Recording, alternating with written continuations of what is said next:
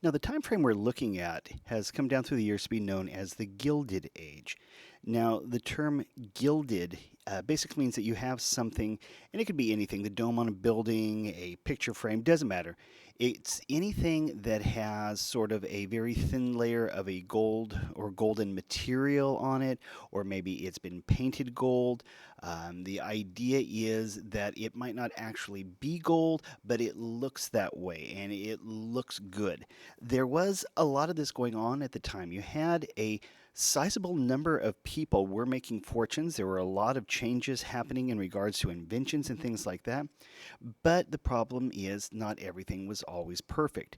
One of the things you'll find in regards to American history is that no matter what, you will find both good, bad, and ugly in regards to what's happening in any time frame. And so we're going to talk about the aspect of politics now. Okay, politics in this time frame is going to come across very different from what we have today. Okay, there's still going to be the Republican versus Democrat then as there is now, but it's going to be done in a very different way. There's going to be some very different styles of politics and voting and things like that, that in some cases to this very day are having an impact on the way elections occur and how things work in the larger cities. What we're talking about here is essentially something called a political machine. Now, political machines, these could be of either party, either Republican or Democrat. They were going to have a great deal of power, and the control of cities was going to be tied very closely to these political machines and something called patronage that we'll be talking about. Now, as political machines came into existence, okay, we're talking about the late 1800s here, they're going to essentially be running the various cities. And we're talking about large cities, Boston, New York, Chicago, places like that. You're going to have the major cities are going to be the home for various machines at the time, okay? Now, by definition, a political machine is an organized group headed by a city boss that control the activities of a political party within a city. Now, when we have the word boss here, that was quite literally the title. The person who was in charge of the machine was, usually known as boss, fill in the blank. One of the more famous was out of New York. You had Boss Tweed. The Boss Tweed and his machine really controlled every aspect of New York City politics for many, many years. And like I said, these could be either Republican or Democrat, but they would at different times actually shift. They would change from one party to another. It wasn't as if one was better or one was worse than the other. All that it really was is that you had one political group was controlling the activities of a city, and then you had a different political group. Because all of this was all about politics. It was about getting people to the polls and getting them to vote. One of the biggest aspects of politics today is still referred to as get out the vote, GOTV. It's the idea that if you can get more of your people to the polls than the other side can get their people to the polls, well, that means that you're going to go through and you're going to have a lot more power because your side is going to win. And this was a point in time where you had something called patronage that I mentioned, which meant that whichever party was in charge, they pretty much got to fire everybody, in the city government who was from the other party and put their own people there in place. And you're going to find out that that ended up causing a whole lot of headaches because you ended up with people who had, no business in being in jobs that they had. They were incompetent and they were corrupt. So you'll find out that, this was not a good system, but it was also the system that was pretty much just accepted by everyone. All the politicians and the people tended to just accept it as, well, that's just the way things are. There were those who would start working on reforming the system, and they would eventually succeed. But at the outset, the time frame we're talking about right now, the parties or the machines were very, very strong, and they weren't really going anywhere. Now, a machine offered services to voters and businesses in exchange for political or financial support. In other words, that you would go through and you would vote for, whoever the machine told you to vote for, And from there, they could help you get a job, or they could help you find a place to live, or they could make sure if you had a business that you would get some kind of a government contract, or things along those lines.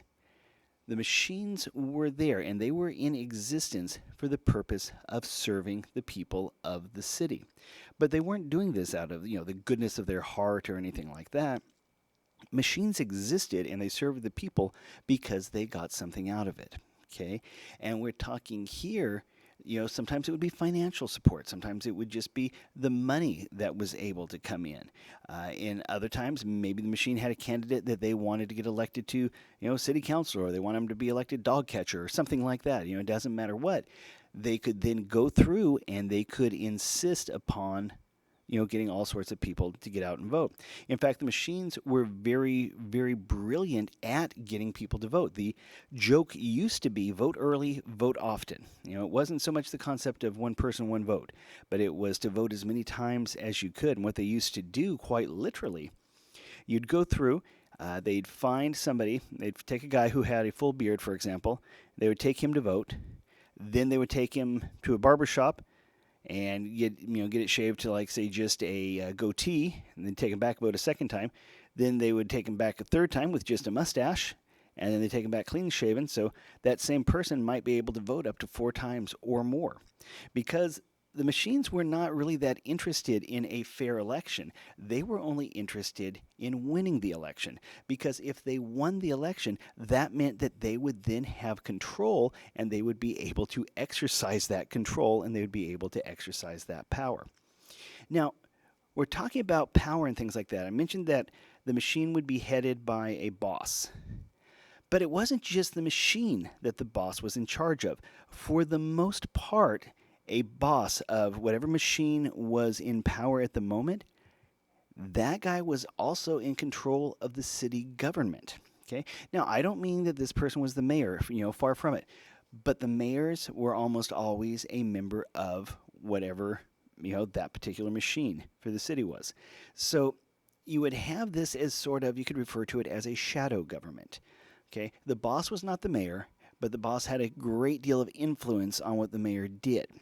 So you could be a member of one of these machines, and it was beneficial to you if your machine was in power, because they controlled various jobs. The machine, and therefore the boss, controlled all sorts of jobs in regards to the police department, the fire department, the sanitation department. All of these different places needed people to work in them. And like I said, what would happen is you would have, whichever machine happened to be in control, be that Republican or Democrat, and if things changed, if it shifted from one party to another, then all of a sudden, all the people who had gotten those patronage jobs in all these different places, there was no guarantee that they were going to keep their jobs. When politics changed, you would see the entire department sometimes get fired. And so as a result, it was in your best interest to be part of the more powerful machine, because it meant you could get one of these jobs. And a lot of times, the further up the job went, the less was actually required of you. The machine decided who was going to be in charge of, say, police, fire, sanitation, things along those lines. And they would go through, and you might have that job, but it was basically just in name or in title only. I mean, you never had to show up for work. You never had to actually do anything, and you still got paid for it. So the machine was really, really working hard on this. They were trying very hard to make sure that they had their people in all these various positions, and that they were able to go through and maintain that, because this, again, gave them power and control. Now, it wasn't just the jobs, for example. I mentioned that the boss really had a great deal of control over the entire, city government. They controlled the agencies that granted licenses to various businesses. If you wanted to have a license to run a, fill in the blank, whatever business you wanted to start and wanted to, have going, you had to get a license from the city. And in this case, You had to basically work through the machine. The machine decided who did and did not get a business license. And so not only do they have control of the political aspect of the city, not only do they have control of the various city jobs, but they also have control over who does and doesn't get to have a business in the city. So you think about it, a machine has a huge amount of power and a huge amount of influence that they're able to control all this stuff within the city itself. So they're in charge of all of this, and the boss was the boss. They weren't the mayor, but they were the ones who actually ran everything. And see, one of the things about the bosses was that they were often immigrants, people who had moved from wherever and had really worked their way up within the organization itself. So they were seen as somebody of a respectable position, someone who had authority, who had clout. But at the same time, they were still seen as one of us. So the boss, was living a very different life from the immigrants within the city, but at the same time, the boss was seen as one of the immigrants. It was the story of the rags to riches, the immigrant who comes to the shores of America and is able to reach a position of power and authority. It is the story of the person who arrives with nothing and becomes a rich and powerful individual. And so as a result, the boss was often seen as the good guy. The boss was seen as someone who could help people. There are a lot of stories of bosses that would go through, and it's not just getting jobs for people, but it was making sure that people had things like shoes. Bosses would go through and make sure people in their cities got the various things they needed just to survive. They worked really hard to make sure they had heat for their homes and things along those lines. So a boss was seen as an authority figure who was benevolent, who was just, like I said, one of us. And they would go through and they would maintain that power and control in a city for an extended period of time. Now, granted, like I said, it wasn't permanent, into forever.